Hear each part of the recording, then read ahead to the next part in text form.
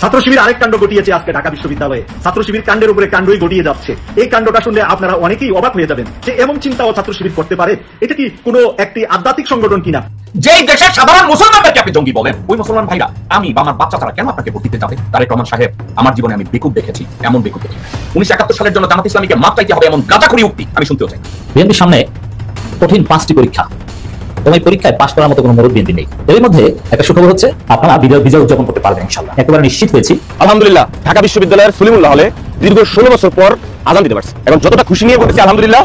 দর্শক, ডাকসু ও জাকসুতে জামাত ইসলামের অঙ্গ সংগঠন ছাত্র শিবিরের বিশাল এই জয়ের ব্যবধানকে আগামী ভোটে কঠিন ধরনের প্রভাব পড়তে পারে বলে মনে করছেন সাংবাদিক ও বিশ্লেষকরা।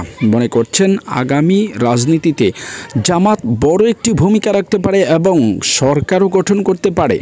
আর সে কারণে প্রথমেই জামাতকে কি করতে হবে, যদি তারা ক্ষমতায় আসে তাহলে তার পূর্বে জাতির উদ্দেশ্যে তাদের কি বলতে হবে, কি বক্তব্য দিতে হবে, কেনই জামাত ইসলামকে ক্ষমা চাওয়ার কথা উঠছে 1971-এর সেই বিজয় দিবসকে কেন্দ্র করে। বিস্তারিত থাকছে আজকের ভিডিওতে। তারেক রহমান সে ব্যাপারে কি বলছে সেটিও দেখুন বিস্তারিত এই ভিডিওর তথ্যচিত্রে।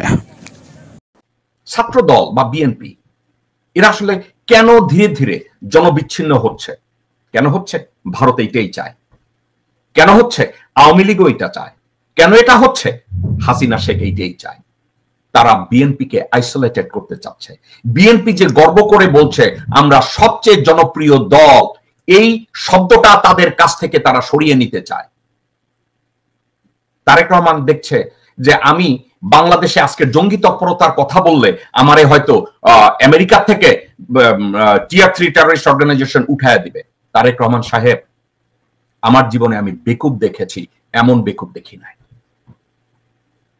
আপনি বাংলাদেশের রাজনীতি নিয়ে কথা বলতে গেলে ডাকসু নির্বাচন বা জামাতের রাজনীতিকে নীতিকে নীতি দিয়ে, সত্যকে সত্য দিয়ে, দেশপ্রেমকে দেশপ্রেম দিয়ে চ্যালেঞ্জ না করে আপনি যেই দেশে কোনো জঙ্গি নাই এখন বলেন মৌলবাদ বাংলাদেশে মাথাচাড়া দিয়ে উঠেছে, মৌলবাদ জঙ্গিবাদ বাংলাদেশে প্রশ্রয় দেওয়া হবে না। আপনি এই কথাগুলো আপনাকে কে শিখিয়েছে? আপনি কথায় কথায় যে বলেন বাংলাদেশে জঙ্গিবাদ উৎপাটন করতে হবে, আপনার এই ডায়লগটা কে শিখাইছে? তারেক রহমান সাহেব, আপনি রাজনীতির যে কফিন, যে কবর, নিজের কফিনে নিজে পেরেকটা মারতে কেন যাচ্ছেন? আপনি জানেন না যে বাংলাদেশে জঙ্গিবাদ নাই? বাংলাদেশের শান্তিপ্রিয় মুসলমানরা আছে।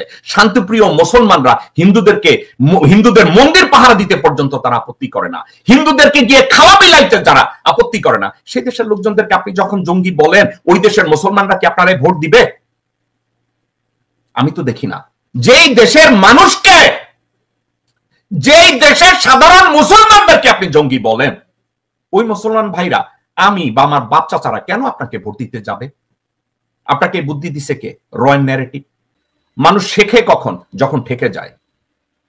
গত 17 বছরে বাংলাদেশের মানুষ এতভাবে শোষিত হয়েছে, এতভাবে অত্যাচারিত হয়েছে, এতভাবে অপমান হয়েছে, তারা এখন শিখেছে।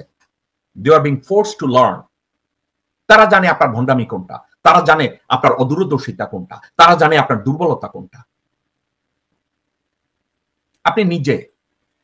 আপনি নিজে আপনার মায়ের মুক্তিকে ত্বরান্বিত করার জন্য আপনার দলকে দিয়ে একটা আন্দোলন আপনি তৈরি করতে পারেন নাই। আর আপনাকে বানায় আপনি নাকি মাস্টার মাইন্ড হাসিনাকে সরাইয়া দেওয়ার। আপনি কি একবার বলেছেন আপনার বক্তব্যে, যারা আমাকে মাস্টার মাইন্ড বলেন এসব বলা বাদ দেন কারণ আমি মাস্টার মাইন্ড না? আপনি কি একবার বলেছেন? আপনি আপনার পাঁচাটা কুত্তার বাচ্চাদের ছেড়ে দিয়েছেন বলার জন্য আপনি মাস্টার মাইন্ড। আপনি ওই মাস্টার মাইন্ড নিয়ে আপনি এখন ভাষণ দেন চার্লি চ্যাপলিনের মতো। আপনি চার্লি চ্যাপলিনের চাইতেও হাস্যকর ভাষণ দেন। আপনার কেউ যদি ঢাকা বিশ্ববিদ্যালয় বা সাধারণ মানুষ কেউ যদি মনে মনে চিন্তা করে আমি ধানের শীষে ভোট দেব, আর আপনার ভাষণ শুনে আপনাকে আই চেঞ্জ মাই মাইন্ড, আমি এর ভোট দেব না। তারেক রহমান সাহেব, আপনি আমার ব্যক্তিগত শত্রু না। আমি যদি মনে প্রাণে অনুপ্রাণিত হই যে আমি বিএনপিকে ভোট দেব, আর হঠাৎ কইরা আমার ফেসবুকে, সোশ্যাল মিডিয়ায় কোন জায়গায় যদি আপনার ভাষণ চলে আসে, আমি আর আপনারে ভোট দেব না। আমি যদি ভোট দিতে যাওয়ার আগে সালাউদ্দিনের কথা শুনি, আমি আর আপনারে ভোট দেব না। আমি যদি আমির খসরু মাহমুদের কথা শুনি, আমি আর আপনাকে ভোট দেব না। আমি যদি আব্দুল্লাহ আল মিন্টু অথবা তাবিতা ওয়ালের কথা শুনি, আমি আর আপনারে ভোট দেব না। আমি যদি রুমিন ফারহানার চিল্লাচিল্লি শুনি, আমি আর আপনারে ভোট দেব না। আমি যদি সামা ওবায়েদের থুতপা দেখি, আমি আর আপনারে ভোট দেব না। আমি যদি গোরখদ কাব্বাসে দেখি, আমি আর আপনারে ভোট দেব না। তো আপনারা আসি তো এগুলা, আপনারা বলবেন এই শিবির আমাদের শত্রু, রাজাকার আমাদের শত্রু, তো রাজাকার চিনতে হবে, দেশ থেকে জঙ্গিবাদ তাড়াতে হবে।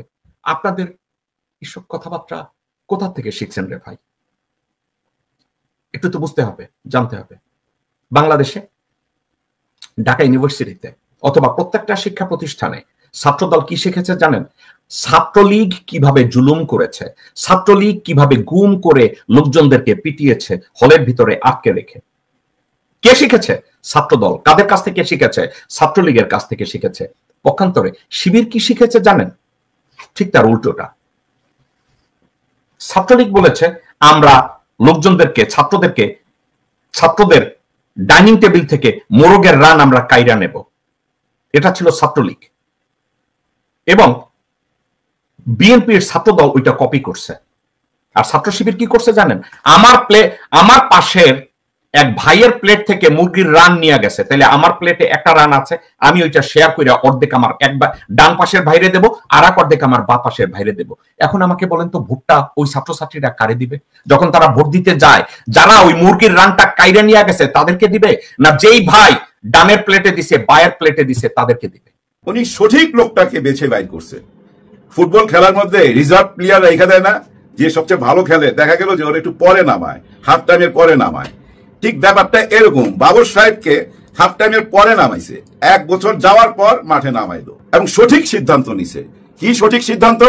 তারেক রহমান সাহেবের নিরাপত্তার দায়িত্ব এখন বাবর সাহেবের উপর। এটা ধরে নিতে পারি, প্রমাণ চাইলে প্রমাণ দিতে পারুন না, তবে বুঝায় বলতে পারুন। ওনাকে এখন আনা হয়েছে। এখন কথা হচ্ছে যে আমার ভাইগনা আমারে ফোন দিল, একটু আগে বললাম যে মামা এটা কি চাল দিল। চালের কথা কেন বলছে জানেন? বাবর সাহেব একটা বোমা ফাটাইছে। কি কথাটা ভাই, কঠিন একটা কথা বলছে। দিল্লিতে দিল্লিতে এস আলম যে টাকা পয়সা দিছে, আমরা এতদিন আলোচনা করতেছিলাম, কেউ তার চোখে দেখি নাই, 4,500 কোটি টাকা। ওই টাকা দিয়া বন্দুক কিনা, এই বন্দুক কিনা ওইটা এই দেশে অলরেডি পাঠায়া দিছে। হ্যাঁ ভাই, কিছুদিন আগে কাঁচা মরিচের বস্তার ভিতরে আঁশ ধরা পড়ছে, এই বর্ডারে আঁশ পাওয়া গেছে কাঁচা মরিচের বস্তার ভিতরে। ওই কথাটাই উনি বলছেন। একটু আগেই বললাম না, এই দেশের আন্ডারগ্রাউন্ডে কি হচ্ছে না হচ্ছে সব কিছুর খবর তাদের কাছে থাকে। দেশের যত গোয়েন্দা বিভাগ আছে না, সবাই প্রধানরা সারাক্ষণ কিন্তু ওই স্বরাষ্ট্রমন্ত্রীর সাথে যোগাযোগ। দর্শক, জ্যাকব মিল্টনের তথ্য অনুযায়ী বাংলাদেশ জামাত ইসলামের কি করা উচিত এবং জামাত ইসলামের কাছে বিএনপিরই বা কি চাওয়া উচিত, বিস্তারিত আপনাদের মতামত জানাবেন কমেন্টস বক্সে। আজকের মতো